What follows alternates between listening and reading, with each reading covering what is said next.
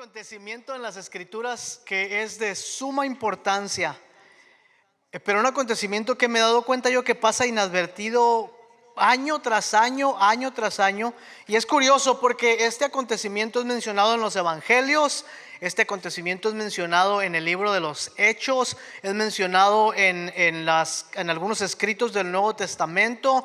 Incluso los credos, el credo apostólico, el credo de Nicea, dedican una cláusula separada a este evento. Y pienso que debió ser importante para la iglesia al principio reconocer esta parte de la narrativa bíblica, ¿no es cierto? Estoy hablando de la ascensión de Jesús.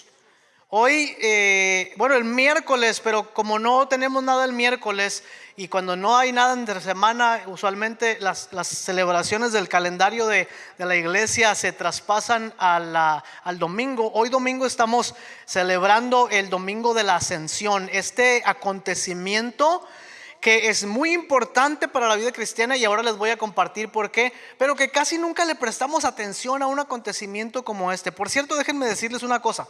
Cuando hablamos del calendario de la iglesia, lo único que estamos diciendo es que tratamos de seguir un ritmo de vida con nuestras temporadas que nos apunta hacia la persona de Jesucristo, su vida, su muerte, su resurrección. A diferencia de dejarnos guiar por el Super Bowl, el Día de las Madres, el Día del Padre, que son cosas importantes para nosotros, ¿no es cierto? Pero que no tienen nada que ver con nuestro caminar espiritual. Sin embargo, recordar el tiempo antes de la cruz, recordar la Semana Santa, recordar los días de la resurrección, las semanas de la resurrección, el domingo de Pentecostés, el domingo de la ascensión de la Trinidad. Esas cosas son importantes para nosotros. ¿Por qué? Porque van formando nuestro calendario en la historia de Jesucristo. Ese es un paréntesis que les quería hacer únicamente para decirles eso. Porque la iglesia no nació en 1627 con John Smith para los bautistas, ni en 1517 en la Reforma para los luteranos, ni en nada excepto en el momento en que Jesucristo inició su iglesia. Es importante reconocer que como parte del pueblo de Dios tenemos una herencia increíble, pero también una herencia que tiene muchas cositas que debemos enfrentar. Y debemos decir, eso que la iglesia hizo en aquel tiempo no estaba correcto. Por eso el Señor nos ha traído hasta acá para que hagamos algo diferente. Bien, vamos a hablar de ese acontecimiento hoy. Les pregunto, ¿alguno de ustedes algún momento ha escuchado una predicación acerca de la ascensión de Jesús? A ver, déjenme ver las manos. ¿Alguien ha asistido a un estudio bíblico que se trate acerca de la ascensión de Jesús? ¿Alguien ha escuchado una enseñanza en la escuela dominical, una charla acerca de la ascensión de Jesús? ¿Verdad que no hablamos de la ascensión de Jesús? Nunca. Sin embargo, Mateo y Juan y Lucas, en Lucas y en los Hechos, y Pablo y Pedro y los credos, como decía antes, mencionan particularmente este asunto de Jesús ascendiendo. Leyeron hace rato que estábamos leyendo, decía, descendió a los muertos, al tercer subió al cielo, y luego dice, subió al cielo, está sentado a la diestra de Dios Padre Todopoderoso. Era importante para la iglesia. ¿Cuáles son las implicaciones de que Jesucristo ha ascendido a los cielos? Es más, ¿qué sucedió cuando Jesús ascendió a los cielos y por qué ascendió a los cielos? Se pudo haber quedado Jesús aquí en la tierra, ¿no? Al fin de cuentas ya no estaba limitado al cuerpo no resucitado. Él era parte ya, él había inaugurado en su cuerpo la nueva creación y ya no estaba limitado a su cuerpo natural, físico, porque él ya había resucitado entre los muertos. Pero no, ascendió a los cielos. Hoy vamos a ver en el Salmo 47 que históricamente la iglesia ha visto este salmo como un salmo de este evento, del evento de la ascensión de Jesús. Búsquenlo conmigo, Salmo 47. Por cierto, déjenme decirles que hoy es el último de los domingos que hacemos salmos. Nos vamos a brincar al libro de Proverbios en un par de semanas. Vamos a estar las siguientes 32 semanas que le quedan al año en Proverbios. No se crean. Pero vamos a estar en el libro de Proverbios después, no esta semana que viene, sino la siguiente. Ahorita por lo pronto busquen en el Salmo 47.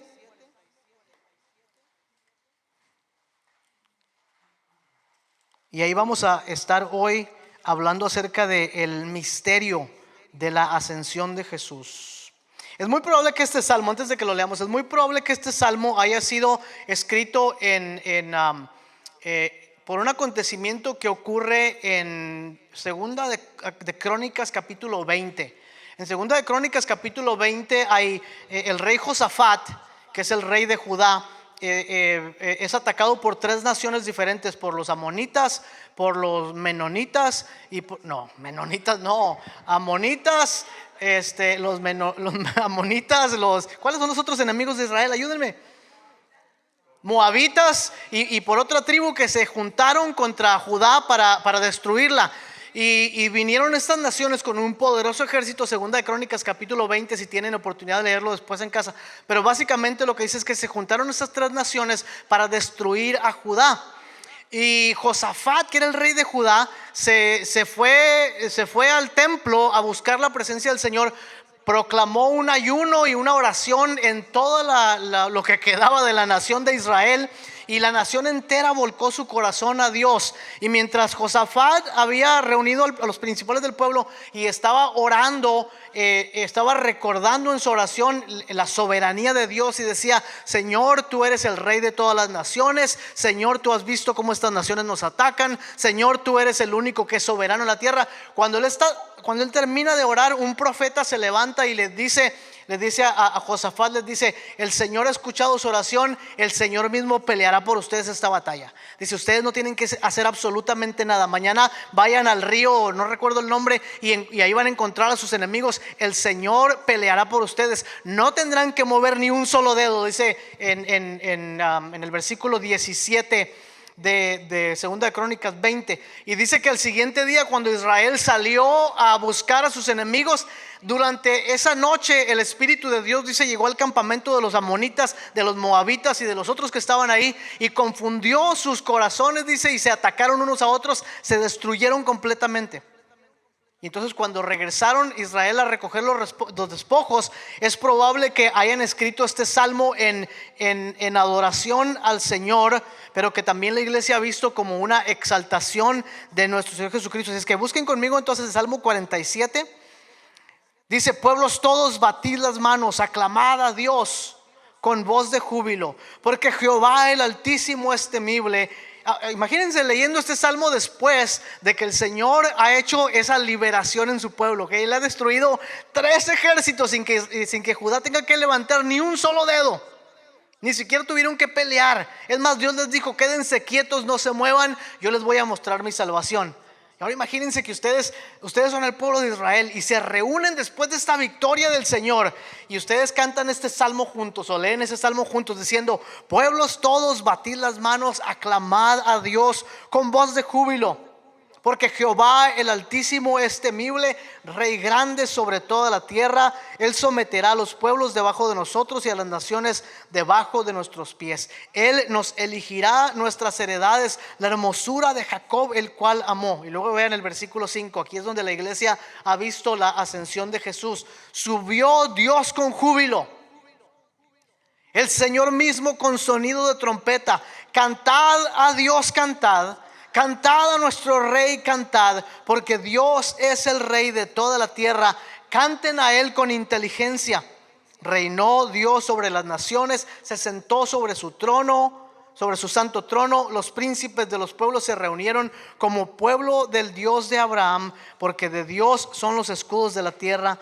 Él es muy exaltado. Ahora, los versículos 1 al 4 que acabamos de leer invitan a todas las naciones a alabar a Dios. Es un salmo inusual, porque regularmente los israelitas piensan en su nación como la nación elegida, y lo son, y ellos no pensaban en otras naciones que vinieran a alabar a Dios. Pero aquí en el versículo 1 dice: pueblos todos, todas las naciones de la tierra, batan las manos. Esta señal de batir las manos no es solamente aplaudir para decir hey, bravo. Es una señal antigua del reconocimiento de la victoria de un rey. Es decir, que los pueblos están reconociendo que Dios es rey. El versículo 1, del 1 al 4, nos invitan a todos nosotros a clamar la victoria del Señor.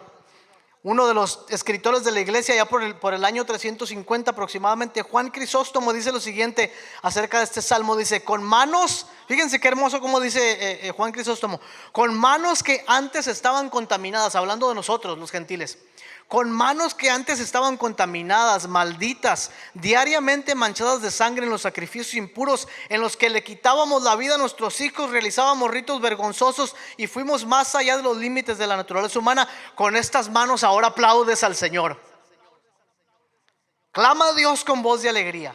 Con esa lengua por la que probaste cosas malditas, con la que pronunciaste palabras blasfemas, con esa lengua declaras un poema a la victoria de Dios.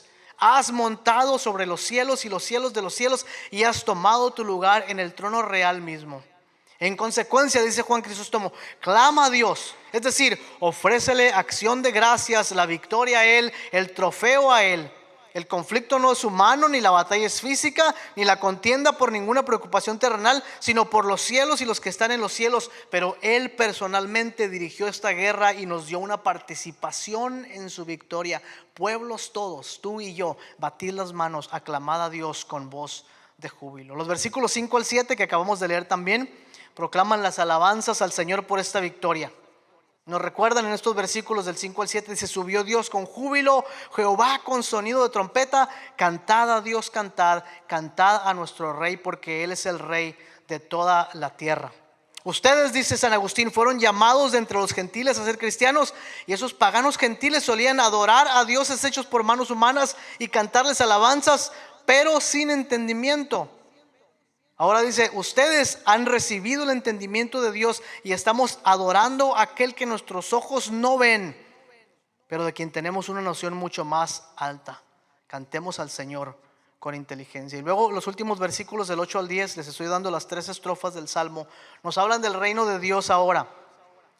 Los judíos pensaban que el reinado de Dios, el imperio de Dios, estaba limitado a la nación de Israel. Por eso es que ustedes ven en muchos escritos que la nación de Israel siempre pregunta por su reinado terrenal físico. Los apóstoles en el día de la ascensión le preguntan a Jesús: ¿restaurarás el reino de Israel en este tiempo? Están pensando de una manera nacionalista, de una manera que tiene que ver con su pueblo, pero no.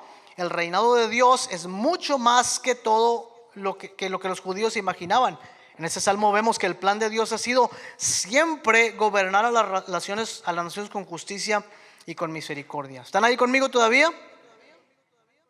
Ahora leamos el salmo con el resto de la iglesia por todas las edades, pensando en la exaltación de Jesús, en la ascensión de Jesús. Nos ponemos los lentes de la ascensión y pensamos en nuestro Señor Jesucristo y nos damos cuenta que el Señor Jesucristo ha sido exaltado como Rey sobre todas las naciones. El Señor Jesucristo ha subido con voz de júbilo y nosotros ahora adoramos también al Señor. Y la ascensión de Cristo, el misterio de la ascensión, nos enseña varias cosas acerca de la vida cristiana. Voy a mencionar algunas de ellas. ¿Por qué la ascensión fue importante para la iglesia al principio y por qué es importante para nosotros vivir con esta mentalidad de que Cristo se ha levantado hasta los cielos? Lo voy a hacer a base de 3 preguntas importantes. La primera de ellas: ¿dónde está Jesús ahora? ¿Dónde está Jesús en este momento? Está sentado a la diestra del Dios Padre Todopoderoso. Eso lo declaramos en los credos, lo vemos en la Escritura, lo sabemos porque nos han enseñado que Cristo ascendió hacia los cielos. Su presencia humana estaba limitada a un lugar, es decir, al área de Palestina, pues, o podía estar en Jerusalén, o podía estar allá en Nazaret o en otro lado, pero estaba limitada a un solo lugar. Pero ahora que Cristo ha ascendido a los cielos, la Escritura dice que Él lo ha llenado todo, completamente. Este es el misterio de lo que vamos a ver en unos días en la clase. No sé a quién le va a tocar esa clase, pero el misterio de la unión hipostática. En Jesucristo se unen la naturaleza divina y la naturaleza humana, de manera que Él es verdadera y completamente Dios y verdadera y completamente hombre. ¿Dónde está Jesús ahora? Está en los cielos, en la presencia del Padre, sentado en el trono a la derecha de Dios. Está ahí con su cuerpo resucitado. Pero también Él trasciende su cuerpo resucitado porque Él es el Hijo eterno de Dios. También está en nuestros corazones. También es el Rey de toda la humanidad. Jesucristo está en todas partes porque Él es omnipresente, pero está sentado a la diestra del Dios Padre. Sé que puede sonar como una contradicción, pero estamos hablando del misterio de la unión de Cristo, de su naturaleza divina y humana en una sola persona. Pero Jesucristo está ahora en los lugares celestiales, desde donde está reinando. Piensen en esta verdad tan importante. Jesucristo está ahora en los cielos reinando. ¿Les parece a ustedes que Cristo reina en este momento? ¿Sí? Con lo que pasó el domingo, la semana pasada, ¿Cristo está reinando en este momento? Sí. Dice la Escritura que la oscuridad va pasando y la luz es cada vez mayor. Si cada día las puertas del reino de Dios están aplastando más al enemigo. Cada día Satanás tiembla más. Cada día los demonios tiemblan más. Porque el Señor de gloria está llegando cada vez más cerca para el día final. ¿Dónde está Jesús ahora? Siguiente pregunta. ¿Qué está haciendo Jesús ahora? ¿Qué hace Jesús en este momento? Muchas cosas, pero gracias, hermana. Una de las cosas más importantes que la Escritura nos enseña que Jesús está haciendo es que está intercediendo por nosotros. ¿Por qué Jesús tiene que interceder por nosotros?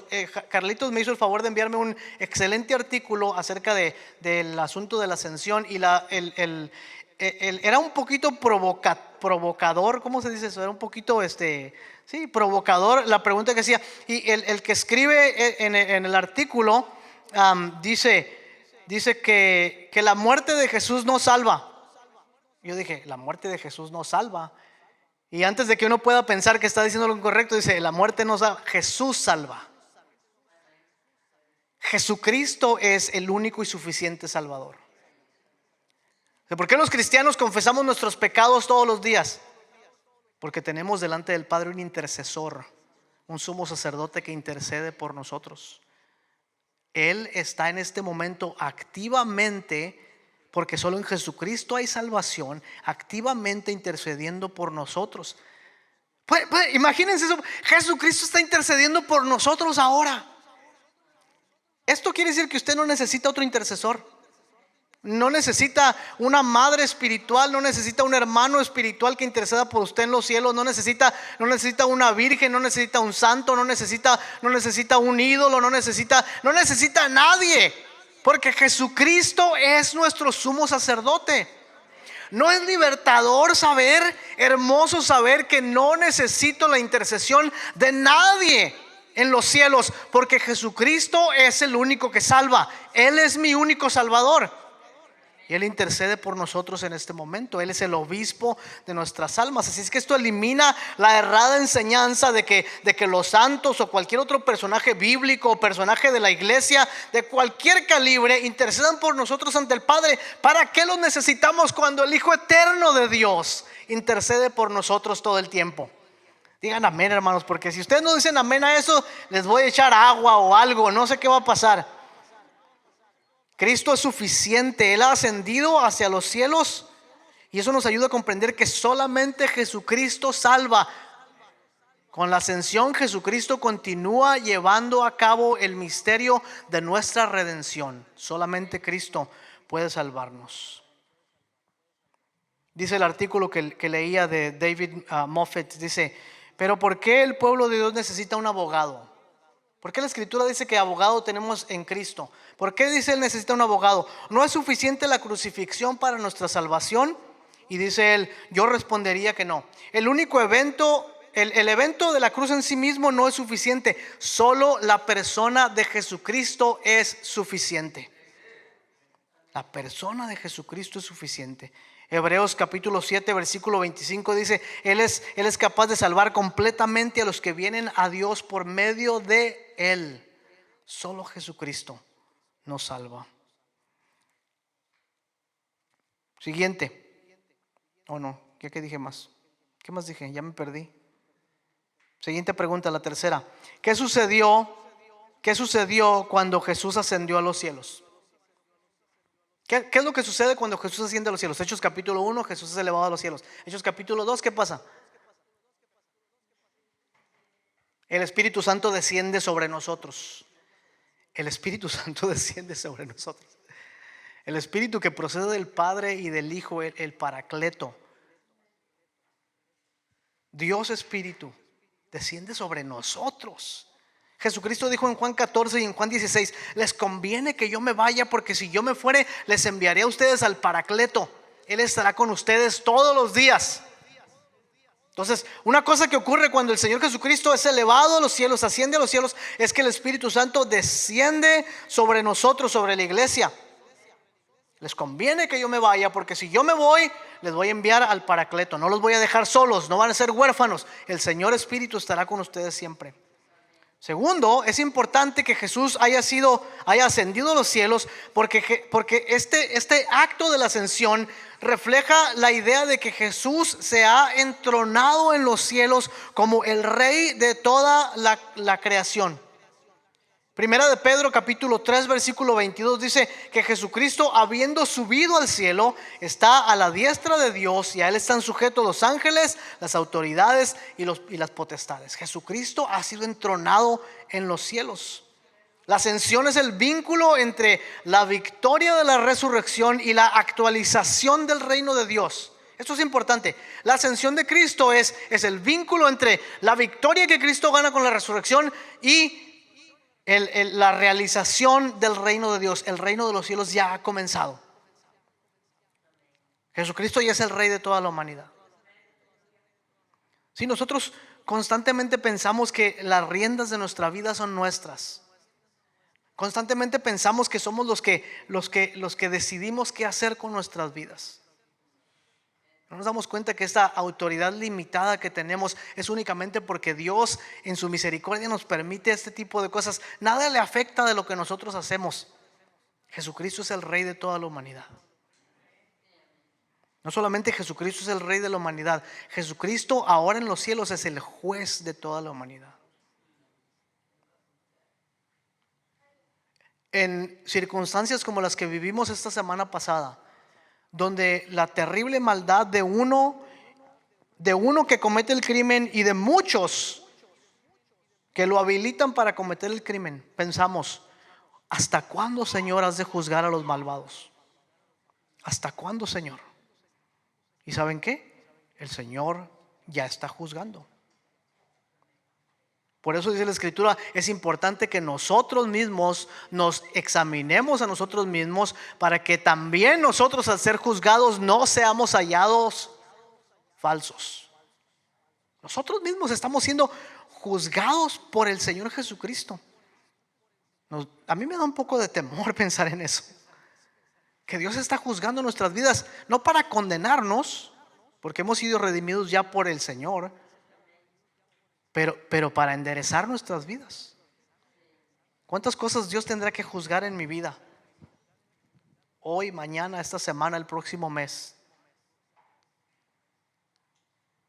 Jesús asciende a los cielos para ser el sumo sacerdote, para que venga el Espíritu Santo, para ser entronado como el Rey de la humanidad. Deja de ser un rey local para convertirse en, como dice Efesios 4:10, en aquel que subió por encima de los cielos para llenarlo todo. Nosotros, el pueblo de Dios, servimos a un Señor, a un Rey que ha llenado toda la creación con su gloria.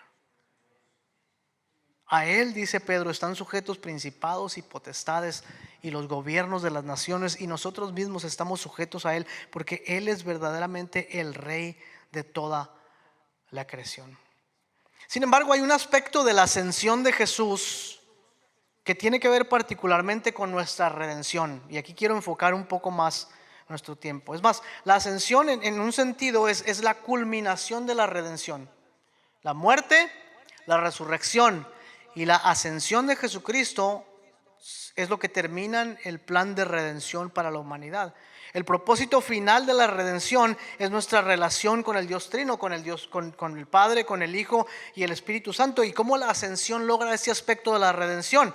¿Qué tiene que ver la ascensión de Jesús con nuestra redención? Una cosa muy, muy especial que la gran mayoría de nosotros no pone atención. la unión con Cristo. Nosotros, el pueblo de Dios, estamos unidos a Cristo.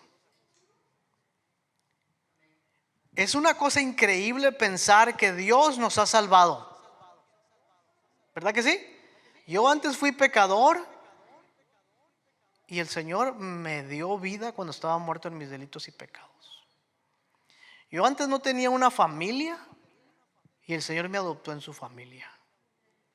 Yo antes no tenía esperanza y el Señor me dio esperanza.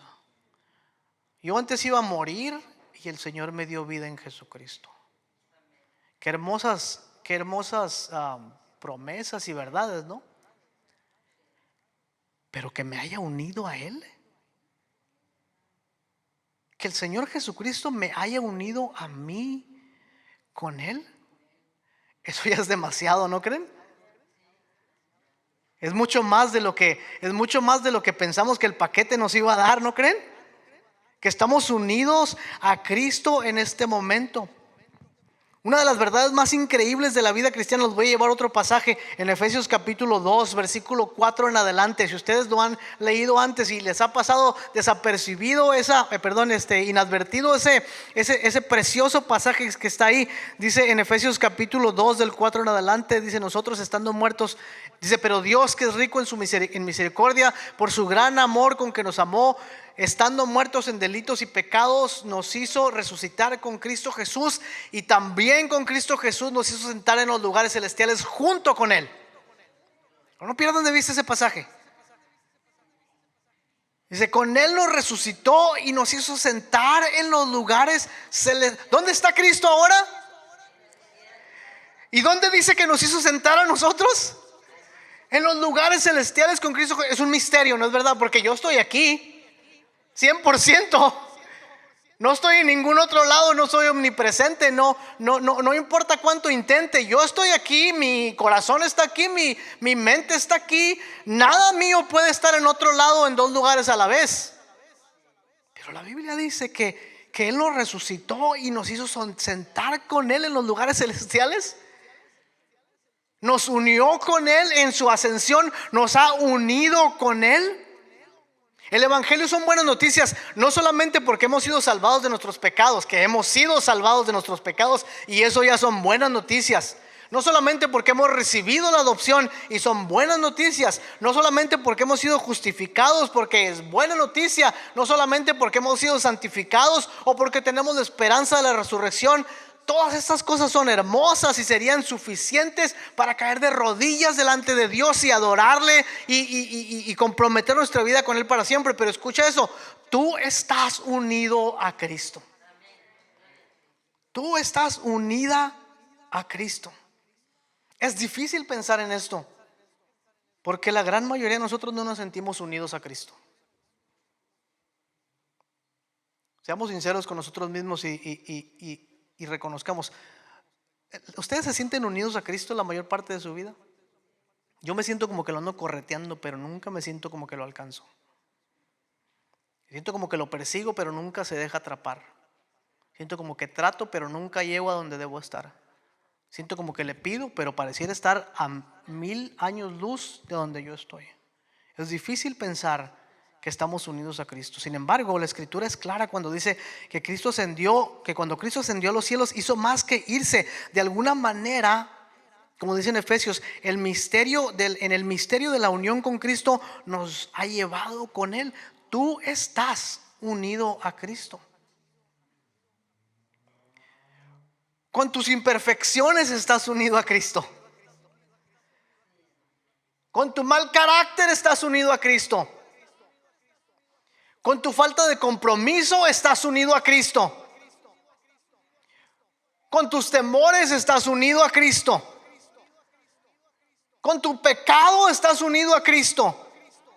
Con tus buenas cualidades estás unido a Cristo. Con tus malas cualidades estás unido a Cristo. Y no nos damos cuenta de lo que significa que Jesucristo haya traspasado los cielos. Y eso nos hace andar en nuestros propios esfuerzos.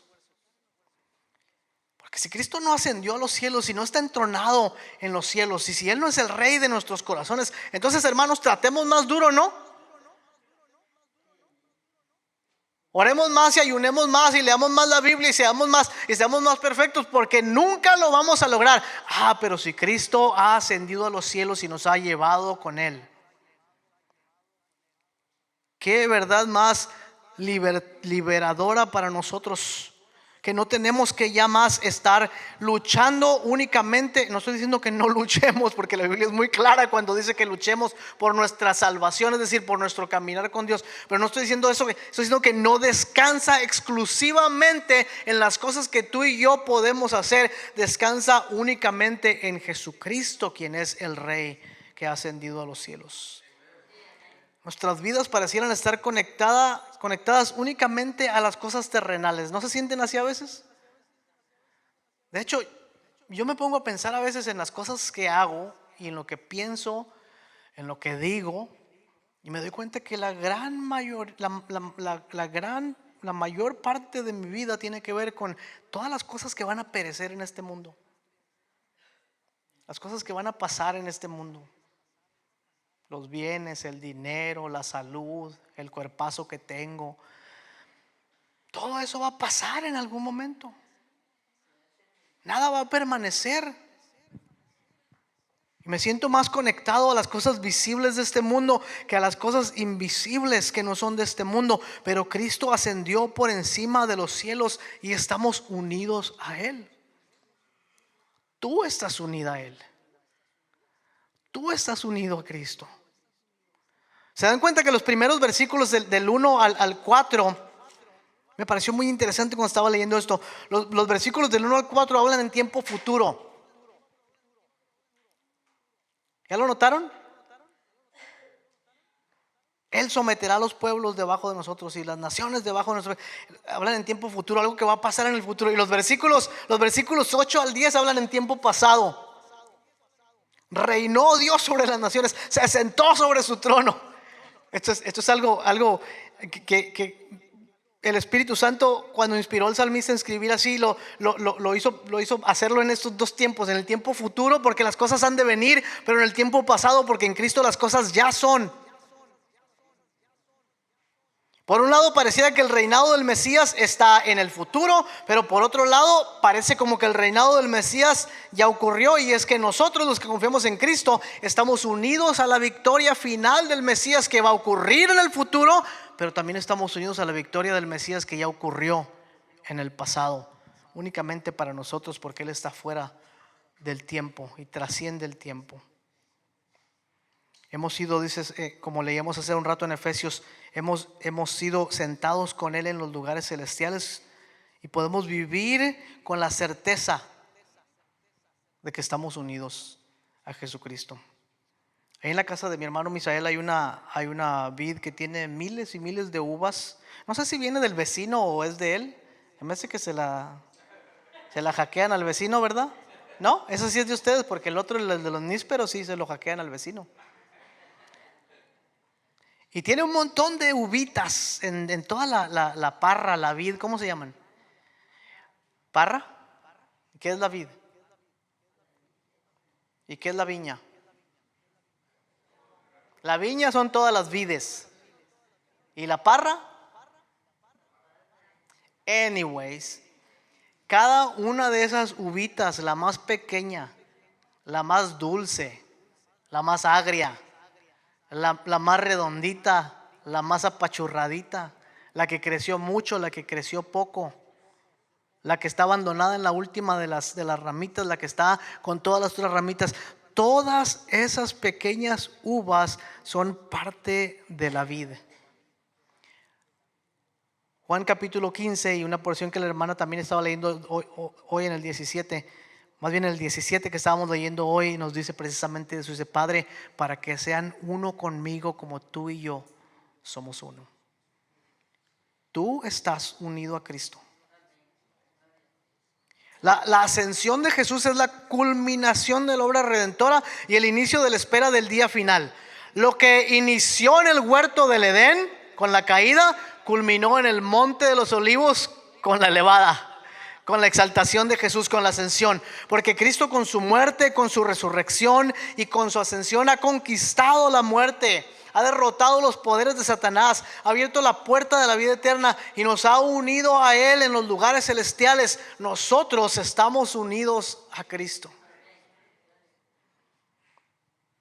Esta semana estuve llorando tanto, y perdonen que lo mencione otra vez, pero no podía leer las noticias de los pequeños y de sus papás y de las maestras y de la comunidad sin que mis ojos se llenaran de lágrimas. Otra vez mi corazón estaba muy quebrantado por esos actos de violencia. Y una pregunta que solemos hacer cuando ocurre eso, decimos: ¿por qué Dios no hace algo al respecto? ¿Qué pasa? ¿Dónde está el reinado de Cristo? Y miramos hacia ese final donde esperamos que el Señor un día va a poner justicia en toda la creación. Pero también que los que estamos unidos a Cristo hoy podemos ya vivir de esa manera. ¿Qué implica para nosotros la unión con Cristo? Les digo qué implica, y a ver si no se nos acaba el tiempo. Vamos a terminar muy pronto. Tenemos el privilegio de tomar la cena del Señor juntos. ¿Qué implica la unión con Cristo en nuestras vidas? Una de las cosas que implica la unión con Cristo es una vida de santidad.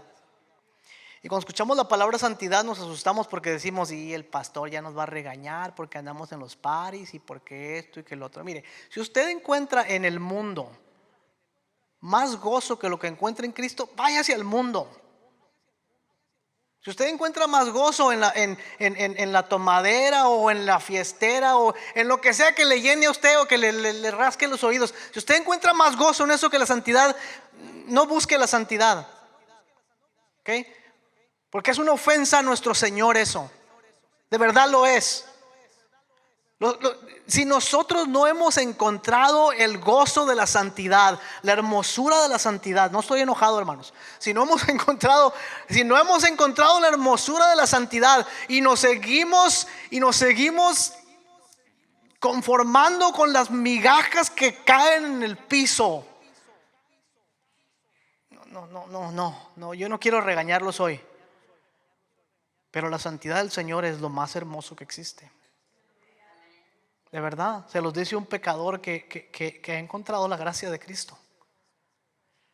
No hay nada más hermoso, no hay nada más pleno, no hay nada más gozoso, no tengo palabras para decir que la santidad del Señor. No existe ninguna otra cosa. ¿Y sabe qué me encuentro siempre yo haciendo? Lamiendo las migajas que caen en el piso de mi vida espiritual. Y buscando las cosas de este mundo.